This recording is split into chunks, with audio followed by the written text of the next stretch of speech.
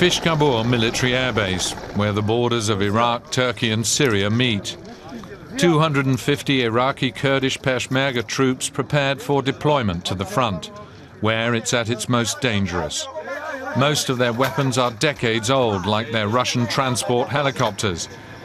They were bound for the Sinjar Mountains, which since the bloody advance of Islamic State have come to epitomize the suffering of an entire region.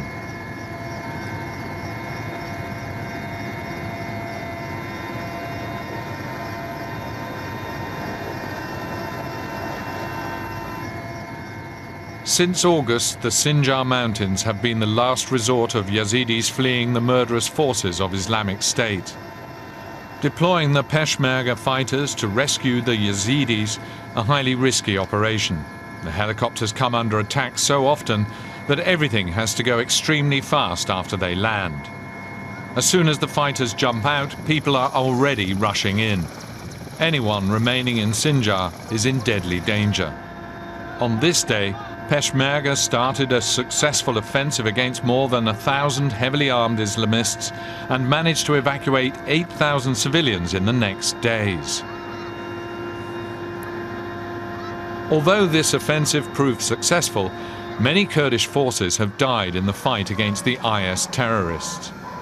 Commander Mohammed Koja complains that they're hopelessly outgunned. The terrorists have huge numbers of modern weapons. Our Kalashnikovs are useless against them. What we badly need are tanks, artillery and heavy machine guns. These people have lost everything except the clothes they're wearing.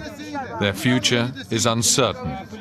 After the landing, the wounded were taken to hospitals. The others have been dispersed throughout the overfilled refugee camps in Kurdistan.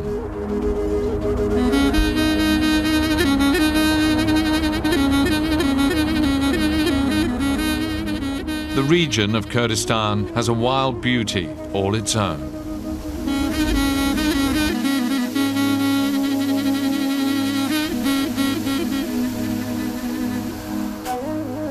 We're on our way to the holiest site of the Yazidis. The religious minority lives mainly in the Iraqi part of Kurdistan.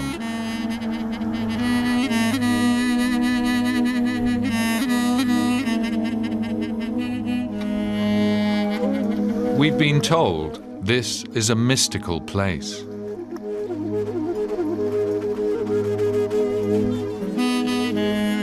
Lalish is the center of Yazidism. It's a peaceful, monotheistic religion, older than Judaism and Christianity and definitely older than Islam. Natural phenomena like the sun and moon, even sandstorms and earthquakes, are sacred to the Yazidi. They're considered signs of their all-powerful God.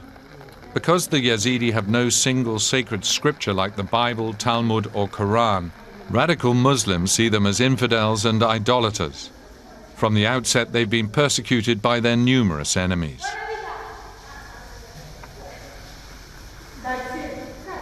The Yazidi keep up many traditions. The oil for the candles here has to be stored in these 900-year-old amphorae. The same room, which has been carved into the sheer rock, houses the wishing rock. With their eyes closed, the faithful can throw a silk scarf onto a small ledge. If the scarf remains there 3 times, the wish will supposedly be fulfilled. This is the tomb of Sheikh Adi ibn Musafir, revered as the renewer of the Yazidi faith and incarnation of the angel of God. Yazidi Luqman Suleiman explains that after his death in the mid-12th century, the Yazidis' veneration of him was so strong that they made his shrine the center of their religion. Sheikh Adi clearly defined the 3 castes that form the basis of Yazidism to this day. First, there's the upper caste of sheikhs, then the pir or elders, and finally the murids or commoners. Marriage is only allowed within a caste. It's a closed religion. You're born a Yazidi. You can't become a convert. We meet the Baba Sheikh, equivalent to the Pope in the Yazidi faith. He's pleaded for help in Washington and Brussels. The elderly religious leader is desperate for one thing: peace. The terrorists shot at our brothers and sisters in Sinjar with heavy weaponry and destroyed all our villages, killing many people. But what was worst for us is that they've murdered our women and abducted our girls. We want to know what's happened to those young women and girls who were in the terrorists' hands and managed to escape. Our search begins in the refugee camps, like this one in Kanka, with 80,000 people, the largest camp in Iraqi Kurdistan. Almost everyone here is traumatized. They try hard to create something resembling normality. Women bake bread for their families, according to old Kurdish traditions. These people's sorrow is palpable. They've not only lost all their worldly belongings, most have also lost several family members. The Women Empowerment Organization is one of more than 20 NGOs here. Some of its workers, like Betin Khada Hamed, have themselves narrowly escaped death.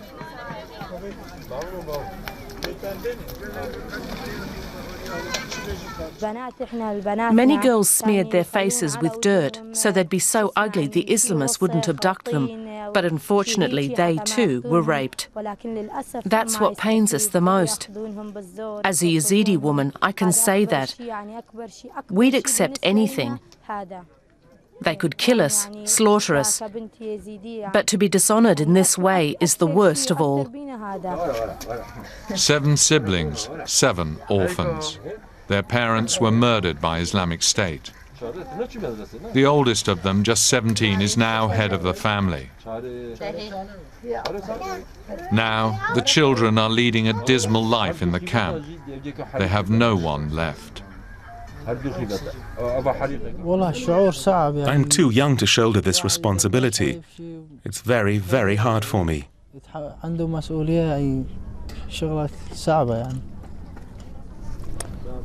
My only dream is to have my parents back. Rape is an extremely sensitive topic. Not only are the women ashamed to talk about what was done to them, many still have relatives held captive by Islamic State. They fear every interview could be a death sentence for their sisters or mothers, so we're only showing them veiled and disclosing neither where we spoke to them nor their real names.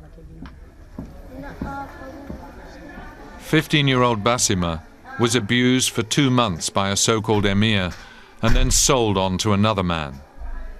The rapist's wife was aware of everything, but she didn't lift a finger to help Basima. I haven't told anyone about this except my uncle, not even my cousin. All I told them was that I escaped. When he did it to me the first time, I just wanted to die, like I do now. I don't have anybody left. This isn't a life I'm leading. I miss my family, my little brother, my sisters, my father. Without them, I'm lost. I don't know why they did this to me. He wasn't a man. He was a monster. We ask how she's doing now that she's in safety.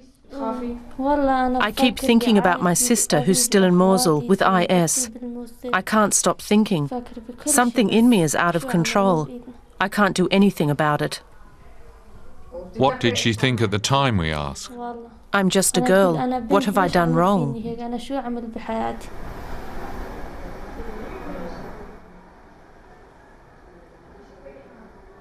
Another girl lies feebly on a mattress on the floor. This morning she underwent surgery after 3 months of being raped.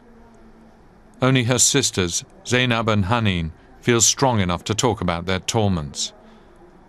Another sister is still in the hands of Islamic State, apparently in the Syrian city of Raqqa.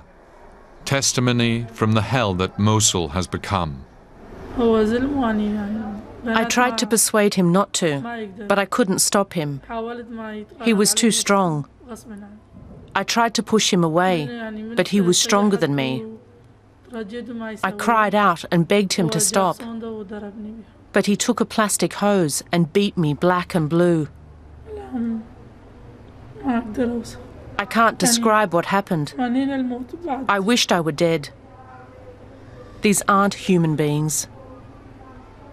If they were human, they wouldn't have done this to us girls.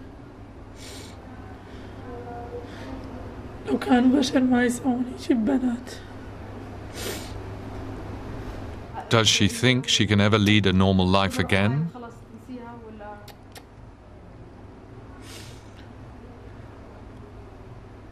Maybe someday?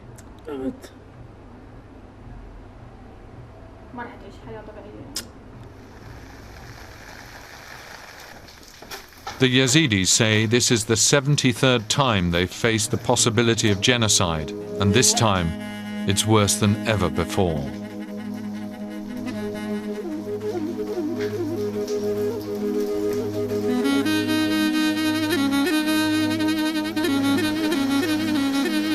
Since the massacres in August, ceremonies have been discontinued. Religious life is at a standstill. Not even weddings take place in view of the small religious community's sufferings. The temple attendants still carry out one important ritual. Even now, rain or shine, they light the 365 candles in the Lalish temple complex, always just before sunset.